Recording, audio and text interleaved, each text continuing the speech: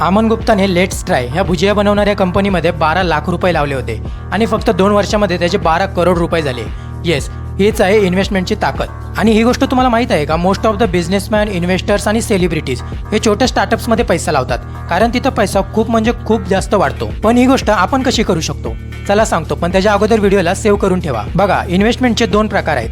तुम्ही स्टॉक मार्केटच्या माध्यमातून स्टॉक मार्केटमध्ये लिस्टेड असलेल्या कंपनीमध्ये इन्व्हेस्ट करू शकता. पण जर तुम्हाला छोट्या आणि नवीन स्टार्टअप्समध्ये इन्व्हेस्ट करायचं असेल जे स्टॉक मार्केटमध्ये लिस्टेड नाही आहेत पण त्यांचे सक्सेसफुल होण्याचे चान्सेस खूप जास्त आहेत, तर तुम्हाला एंजल इन्व्हेस्टर बनावं लागेल. पण जर तुम्हाला एंजल इन्व्हेस्टर बनायचं असेल तर त्याच्यासाठी 2 गोष्टी खूप महत्त्वाच्या आहेत. पहिलं म्हणजे इन्व्हेस्टमेंटचं नॉलेज आणि दुसरं म्हणजे खूप सारा पैसा. या 2 गोष्टी जर असतील तर तुम्ही पण एंजल इन्व्हेस्टर बनू शकता. स्टार्टअपमध्ये इन्व्हेस्ट करणं ही सर्वात रिस्की गोष्ट मानली जाते, कारण बघा, जर बिझनेस वाढला तर तुमची इन्व्हेस्टमेंट 100, 200, 500, 1000 गुणा होऊ शकते. पण जर बिझनेस डुबला तर ती पूर्ण 0 पण होऊ शकते. आणि दुसरी गोष्ट म्हणजे स्टार्टअपचा सक्सेस रेट हा 10% कमी आहे. बाकी ही व्हिडिओ कशी वाटली ही कमेंटमध्ये नक्की सांगा आणि अशाच व्हिडिओजसाठी पेजला फॉलो करा.